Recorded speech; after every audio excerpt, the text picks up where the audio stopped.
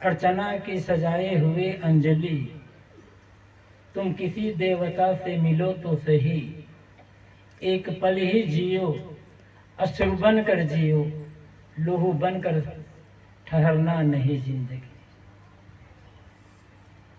किसका जीवन कब कहाँ पर पूरा हो जाए कुछ कहा नहीं जा सकता।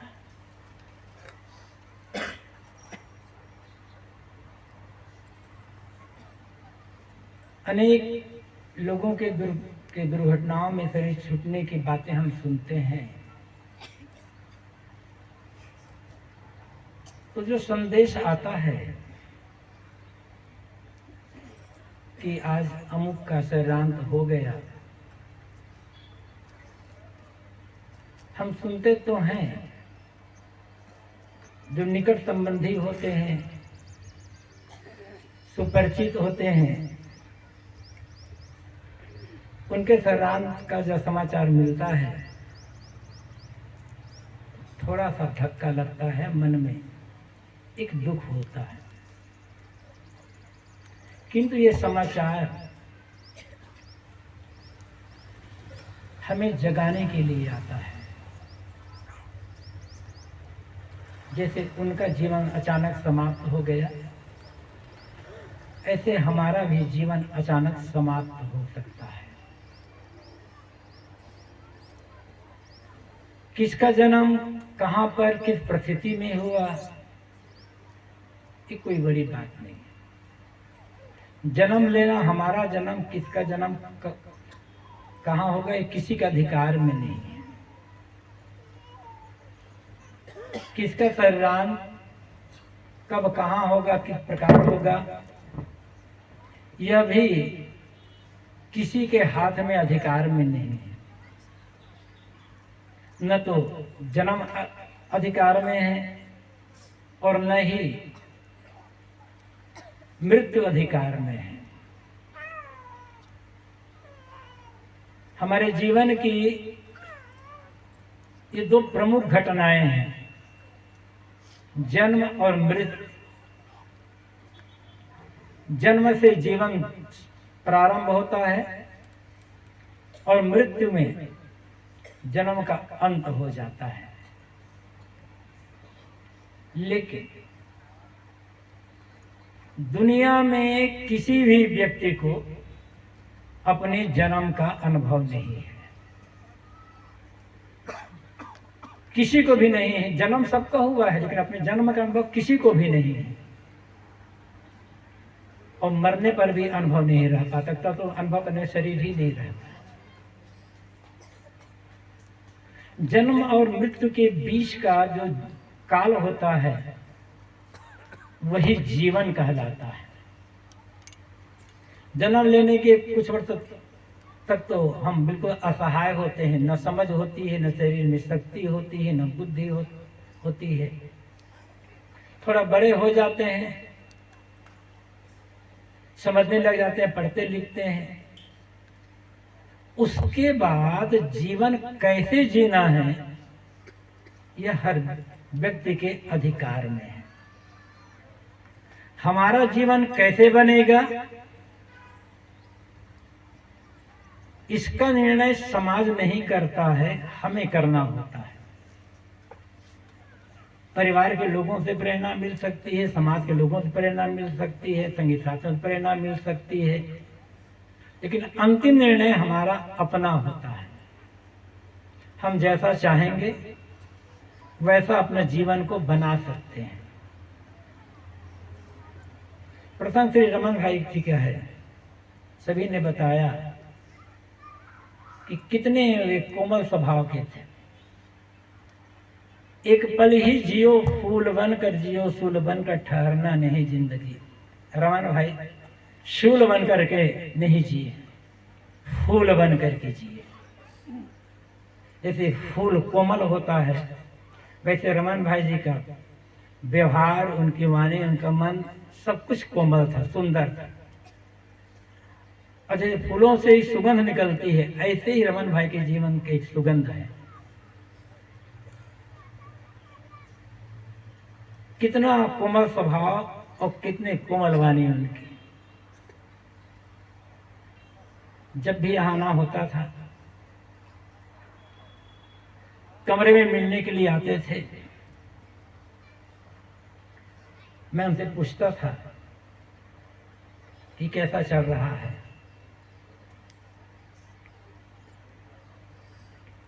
तो कहते साहब बढ़िया। मैं पूछता था अमुक व्यापार अमुक काम में कैसा है?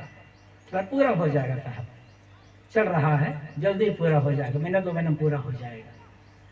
कभी मन में उनका कुछ तनाव रहा होगा, लेकिन उन्होंने कभी प्रकट नहीं किया। हमेशा आश्वासन, हमेशा साहस भरी बात वे किया करते थे। व्यापार में उतार चढ़ाव तो आता ही रहता है, जैसे गुरु श्री गुरु गोविंद साहब जी ने कहा। उतार का जब अवसर आया, उन्होंने जो कुछ भी रहा स्वयं झेला, स्वयं सहा। लेकिन कभी परिवार वालों को, रीता बहन को या शिवानी आकृति को, अपने बड़े भाई छोटे भाई को उन्होंने कभी समस्या में, चिंता में नहीं डाला। ये लोग कहते भी रहते थे, लेकिन उन्होंने ये नहीं सोचा कि मेरी जो समस्या है उसके कारण से मेरे परिवार वालों को चिंता हो, तनाव हो, बा को चिंता तनाव हो। ऐसा उन्होंने कभी असर आने नहीं दिया। जो हुआ अकेले झेला। और ये झेलने का साहस संतों गुरुजनों के संसर्ग से मिलता है। उनके पूरे परिवार में 2-3 पीढ़ियों से भक्ति भावना चली आ रही है, और आज भी ऐसा अद्भुत परिवार मिलना। माता पिता में भक्ति की भावना तो होती ही है, संत गुरुजनों प्रति आदर सम्मान की भावना तो होती ही है, लेकिन ऐसा परिवार जिसमें सभी के सभी बच्चे, श्री बालकृष्ण भाई, रमन भाई, प्रहलाद भाई, सुधा बहन, धर्मिष्ठा बहन, ये तो है ही, लेकिन संयोग ऐसा, गीता बहन, रीता बहन, वर्षा बहन, इनमें भी वही संस्कार, उनके बच्चों में भी वही संस्कार। अद्भुत परिवार है ये परिवार। ऐसा परिवार मिलना भी मुश्किल है जहां सबके एक जैसे विचार हों, और कहीं जमीन को लेकर, मकान को लेकर, धन संपत्ति को लेकर आपस में कोई तकरार ना हो, कोई विवाद ना हो। ये कम बड़ी बात नहीं है, बहुत बड़ी बात है। ये आपसी समझ की बात। प्रसन्न श्री रमन भाई जी का है, उनको डायबिटीज की बीमारी थी। जैसे कहा अत्यंत संयम, कभी कहा करते थे, कभी साहब डॉक्टर ने कहा है, कभी कुछ ऐसा लगे तो खजूर खा लेना या कुछ ऐसे खा लेना, तो कभी खा लेता हूँ, लेकिन मीठी चीज अत्यंत संयम। अक्सर वो कहा करते थे कि मैं रोज 1.5-2 घंटा ध्यान में बैठता हूं। वो कहते थे कि ध्यान करने से ही मेरी डायबिटीज की बीमारी बहुत कंट्रोल हो गई है। अनेक साधु महात्मा ध्यान में नहीं बैठ पाते थे। उनके पास फैक्ट्री को लेकर या अन्य जो बिल में जो उनका वो चल रहा है, भवन निर्माण संबंध में जो प्रोजेक्ट है, उनको लेकर समस्याएं थी, तनाव था, सब कुछ था। लेकिन उस स्थिति में रोज ध्यान में बैठना, वो भी थोड़े समय नहीं, घंटा 1.5 घंटा से ज्यादा बैठना, ये बहुत बड़ी बात होती है। और ऐसी स्थिति में मन को विचलित न होने देना। ज्ञान की बातें तो सभी जानते हैं, हम और आप ज्ञान की बातें कौन नहीं जानता। किसी को भी माइक पकड़ा दे, बहुत बारीकी से और बड़े अच्छे शब्दों में खूब ज्ञान की बातें, अध्यात्म की बातें, आत्मा परमात्मा की बातें कह देंगे लोग। बातें कहना बहुत सरल है, किंतु प्रतिकूलताएं आने पर, समस्याएं आने पर मन को विचलित न होने देना, ये बड़ी बात है। और यही भक्ति और सेवा का फल होता है, पूजा प्रार्थना का फल होता है। अपने दुख को दूसरों सामने प्रकट न होने देना, ये बड़ी बात है। लोग आते हैं, शिष्टाचार व कुछ बातें होती है तो अक्सर लोग कहते साहब ये समस्या है, वो समस्या है, अमुक कहना नहीं मानते, अमुक कहना नहीं मानते। बहुत दुख है जीवन में, लोग दुख का रोना शुरू कर देते हैं। लेकिन श्री रमन भाई जी कभी अपने दुख का रोना किसी के सामने किए ही नहीं। सहना, यही तो धर्म और भक्ति का फल होता है। घर में थे वे, व्यापार करते थे, अनेक लोगों से उन्हें काम लेना पड़ता था, अनेक लोगों से संपर्क करना पड़ता था, सब कुछ होता था। लेकिन विचलित न होना, दृढ़ भावना बनाए रखना, खास बात यह है। दुनिया से जानो तो सबको होता है, कौन कितने लंबे समय तक जिया, ये बड़ी बात नहीं है। 100 साल जीने की बात लोग कहते हैं, वेदों में प्राय बात आती है, जीवन सर्वदा सतम, पश्यन सर्वदा सतम, श्रेयाम सर्वदा सतम, 100 साल जीने की बात आती है। किसी एक गुजराती लेखक ने पुस्तक लिखी है, शतायु केम थवाय, 100 साल कैसे जिए। 100 साल जी करके क्या कर, रोते रोते भीतर पर पढ़कर सड़ते सड़ते, ये क्यों नहीं सोते सुखी केम थवाए, शांत क्यों केम थवाए, कल्याण केम थवाए, ये क्यों नहीं सोचा जाता। 100 साल जी लिए तो कोई बड़ी बात नहीं है। तो किसने कितना लंबा जीवन जिया, ये कोई बात नहीं है। बात है जीवन को कैसे जिया, जी करके क्या किया।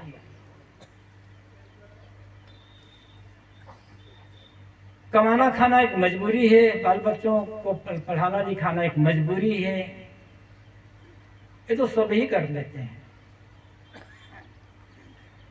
दान धर्म भी बहुत लोग कर लेते हैं, किसी मंदिर में या किसी आश्रम में दान कर लेना ये भी सरल होता है। हाँ, लेकिन ये भी तभी होता है जब त्याग भाव होता है। किंतु दान धर्म करने का, परोपकार करने का अर्थ क्या होता है? चित्त की शुद्धि, और चित्त की शुद्धि का अर्थ होता है मन में किसी के लिए बैर भाव, द्वेष भाव न होना। श्री रमन भाई जी से लंबे समय तक मिलना जुलना होता रहा, उनका संपर्क काफी लंबे समय से रहा है। जो कुछ उनसे बातचीत होती थी, कभी मिलते जुलते थे, मुझे ऐसा नहीं लगा कि उनके मन में किसी के लिए बैर भाव या द्वेष भाव होगा। वे मन से किसी के लिए अनुभव सोचते होंगे, अमुक ऐसा बिगाड़ जाए, मुझे कभी ऐसा अनुभव नहीं हुआ। किसी के लिए ईर्ष्या उनके मन में हो या किसी के लिए घृणा उनके मन में हो, ऐसा उनके बातचीत से, उनके व्यवहार से, संपर्क से पता ही नहीं चला।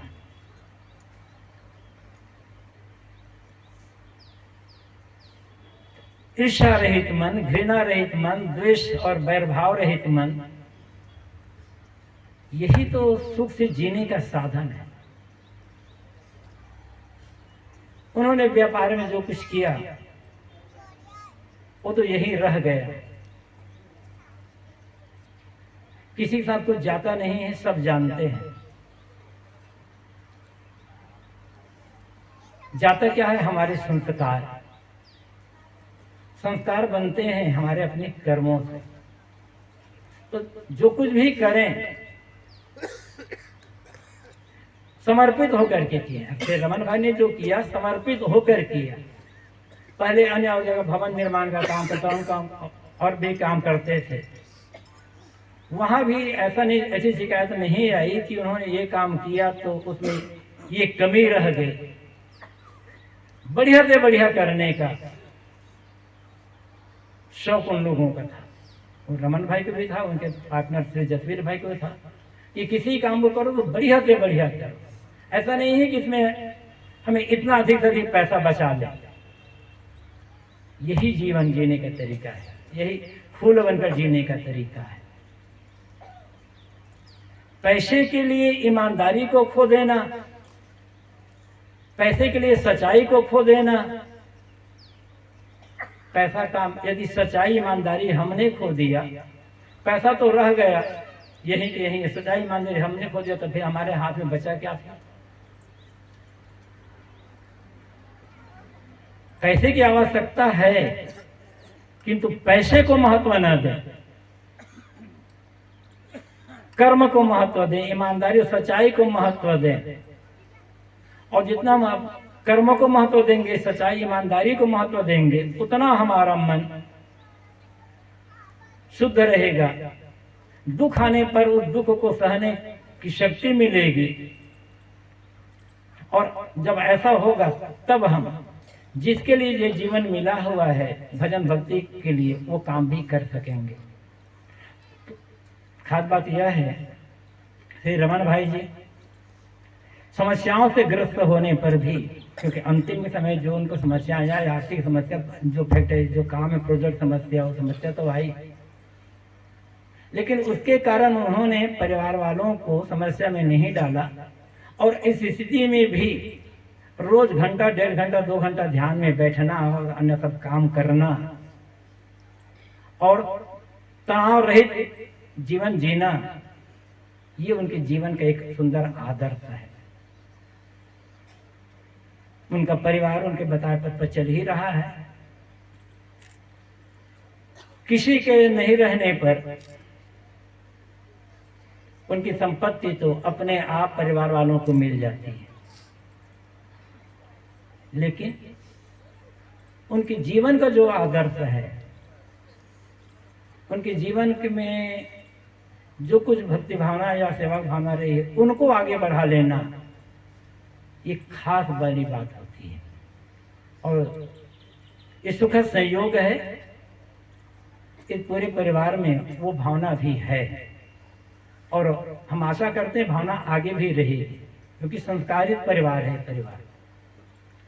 तो श्री रमन भाई के जीवन से हम यदि ये संदेश ले सकें कि बड़ी से बड़ी विपत्ति आने पर भी विचलित न हो,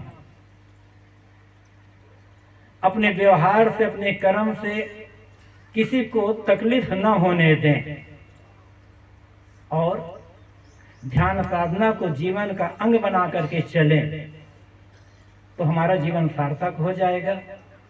और ऐसा हम ऐसा करते हैं तो ये श्री रमन भाई जी के प्रति श्रद्धांजलि होगी। श्री रमन भाई जी के प्रति श्रद्धांजलि अर्पित करते हुए और पूरे परिवार के लिए ये शुभकामनाएं करते हुए कि पूरा परिवार जैसे आज तक संगठित परिवार रहा है, भक्ति भावना से भावित परिवार रहा है, यही संगठन, यही भक्ति भावना और यही सुंदर कोमल व्यवहार आगे बना करके रखें। ये श्री रमन भाई जी को श्रद्धांजलि होगी और मुझे आशा है ये भावना बनी रहेगी। अंत में श्री रमन भाई के प्रति पुनः श्रद्धांजलि अर्पित करते अपने वाणी को विराम देता हूँ। बोलिए सदगुरुदेव की जय। अब अंत में आभार कीर्त में मैं रमन भाई की सुपुत्री शिवानी बहन को मैं निवेदन करता हूँ, आप आए और अपनी बात हमारे बीच रखें।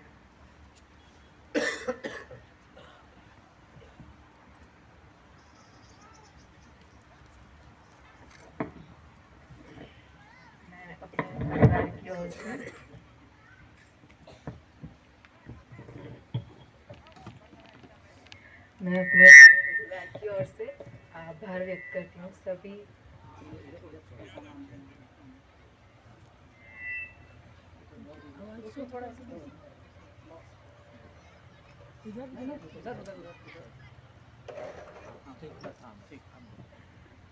सभी संतों का और भक्तों का आज आने के लिए, उपस्थित रहने के लिए बहुत बहुत धन्यवाद।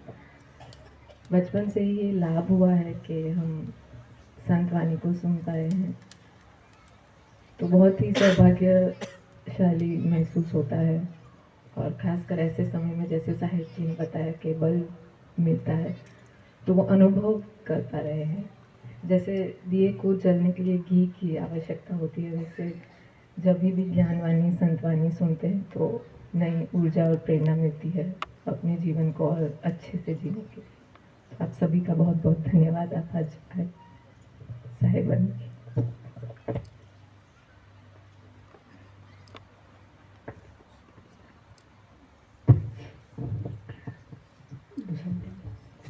अब आश्रम की ओर से, आयोजकों की ओर से पूज्यवर गुरुदेव संतों की पूजा आरती होगी। उसके पश्चात सभी के लिए भोजन प्रसाद की व्यवस्था है। आप लोग भोजन प्रसाद लेके यहाँ से प्रस्थान करेंगे। सेकंड मीटिंग जी ठीक।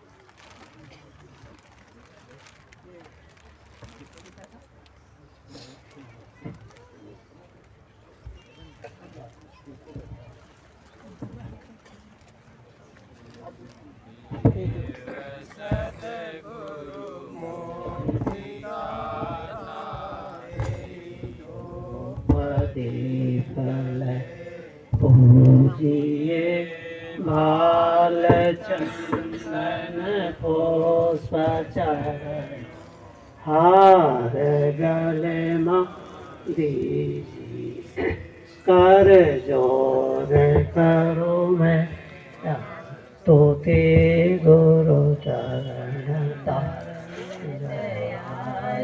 हो क्षमा करो अपराध साहिब दीन जीवन बाल हो।